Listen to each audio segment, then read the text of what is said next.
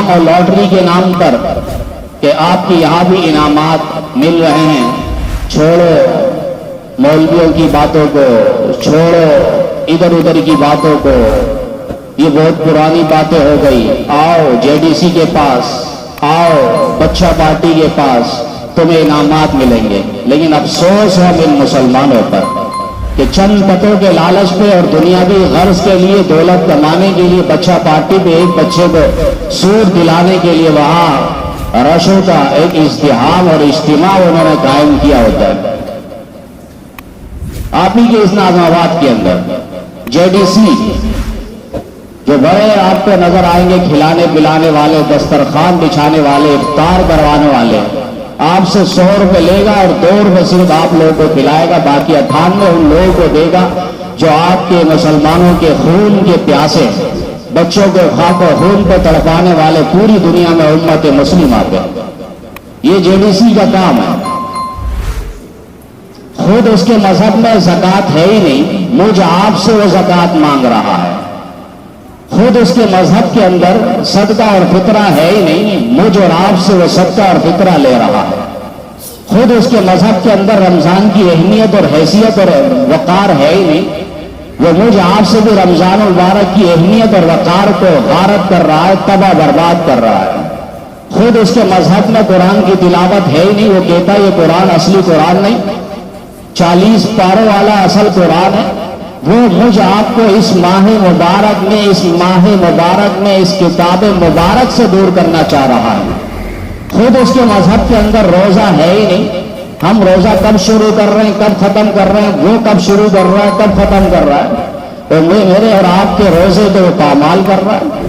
خود اس کے مذہب میں تراویح ہے ہی نہیں، باڑوں پہ تالا لگا ہے، میرے اور آپ کی تراویح پر وہ بلڈوزر مار رہا ہے۔ یہ جے ڈی سی کا کام ہے، ہمیں دنیاوی لالچ دکھلا کر آخرت کے انعامات سے، آخرت کے اللہ کی رضوان سے، خوشنودی سے، چاہت سے، جنت کے انعامات سے، محلات سے، پلاٹ سے، بنگلوں سے، اللہ تعالیٰ کے ہاں سے وہ دور کرانے کی ایک سازشیں ہیں۔ یہ سازشیں صرف رمضان مبارک میں بھی ابھر رہی ہے۔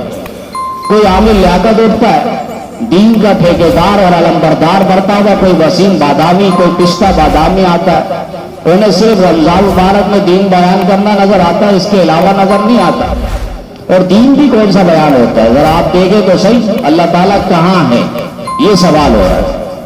بھائی اس سے مجھے اور آپ کو کیا فائدہ ہوگا؟ فی الحال اللہ تعالیٰ کہاں ہے؟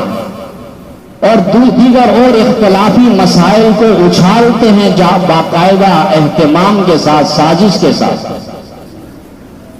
یہ مسئلہ رکھے نماز کتنی فرض ہے، نماز پڑھنے سے کیا ہوگا، نہ پڑھنے سے کیا ہوگا، اس کے نقصانات کیا ہے نہ پڑھنے کے۔ نبی علیہ السلام شب معراج بے نمازیوں کو کس حالت پہ دیکھ کر آئے، روزہ رکھے تو کیا فائدہ، نہ رکھے تو کیا نقصانات، یہ بتلایا جائے۔ تراویح کا اہتمام کس قدر ہونا چاہیے اور نہ کرنے والوں کے کیا نقصانات ہیں، وہ امت کے سامنے یہ مسائل رکھے۔ اختلاف اور فروعی مسائل اور نفرت کی فضا قائم کرنے کے لیے لوگ آتے ہیں، اور اس ماہ مبارک میں دین بیان کرنے کے لیے، اور بڑے مزے سے ہمارے مسلمان طبقہ بھی لپکتے ہیں، دین بیان ہو رہا ہے۔ اب میں یہاں بیٹھ جاؤں اور میرے پانچہ ٹخنوں سے نیچے ہو تو لوگ اعتراض کرتے ہیں کہ یہ کیسا مولوی ہے، پانچہ اس کا خود ٹخنوں سے نیچے دین بیان کرنے آیا۔ وہ جو سارا سال پینٹ پتلون پہ ہوتا ہے، پینٹ ٹی شرٹ اور شرٹ کے اندر ہوتا ہے، انگریزی لباس پہ ہوتا ہے، وہ بڑے مزے سے وہاں دین بیان کر رہا ہوتا ہے، ہمیں کوئی اعتراض نہیں، ہمیں کوئی اعتراض نہیں۔ بس ان کی سنو یہ بول کیا آ رہا ہے، یہ ہے کون ہے یہ نہیں، بس بول کیا ہے، اس بول چینل سے بول لے لو۔ ہمارا نظریہ اور نقطہ نظر یہی ہوتا ہے۔ اب امام آ جائے جمعے کا خطبہ پڑھنے کے لیے اور کھڑے ہو کر وہ عربی خطبہ دینے لگے پینٹ شرٹ کی حالت پہ، پینٹ پتلون پہن کر، اور وہ یہاں سے کھڑے ہو کر الحمدللہ کہے تو مجمع والے کہیں گے نعوذ باللہ، استغفر اللہ، انا للہ۔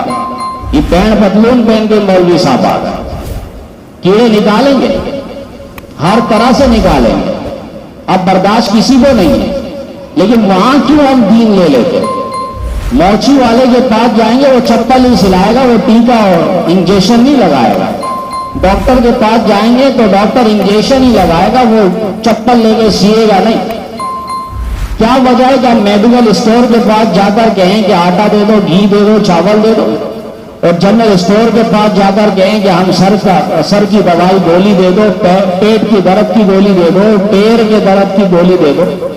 ایسا ممکن نہیں ہے۔ جو جس کے پاس دکان ہے وہ وہی چیز بیچے گا۔ طب کی کتاب پڑھ کے کوئی ڈاکٹر نہیں بنتا، وکالت کی کتابیں پڑھ کے کوئی وکیل نہیں بنتا، پھر ایسے تو سارے قرآن کریم کا ترجمہ پڑھ کے کوئی عالم نہیں بنتا۔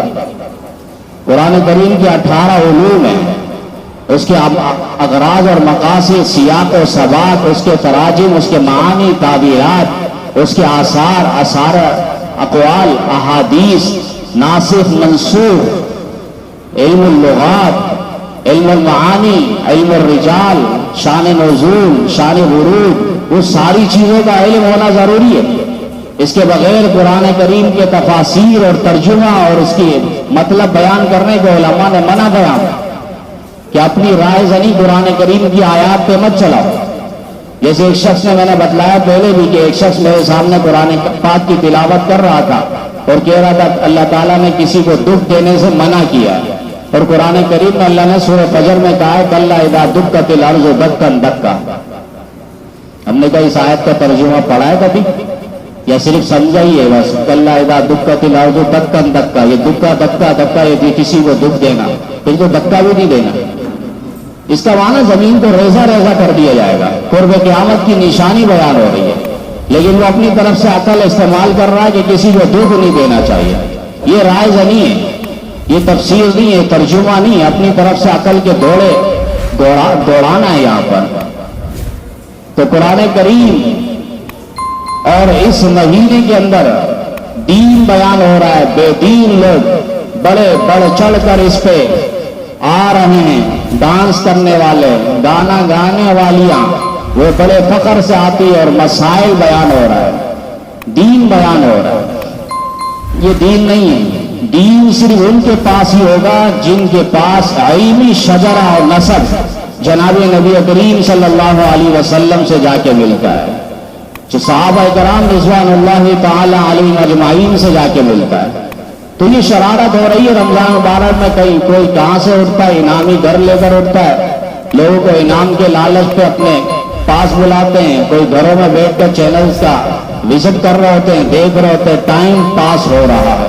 ہم نے کہا 10 پارے پڑھو، انشاءاللہ ٹائم بہترین پاس ہوگا، ایسا پاس ہوگا کل قیامت کے دن خود پاس ہو جاؤ گے، پاس ہو جاؤ گے، پرچوں میں پاس ہو جاؤ گے۔ ایسا انعام اللہ تعالیٰ دے گا ما لا عین رأت ولا اذن سمعت ولا خطر علی قلب بشر، کسی آنکھ نے دیکھا نہیں ہے اور کسی کے دل و دماغ میں وہ گمان نہیں آیا، کسی کان نے سنا نہیں ہے اللہ کے انعامات کیا کہ اللہ نے جنت پہ سجائے ہوئے۔ جس نے دنیا کے اندر جنت دیکھ لی پھر وہ رہا نہیں۔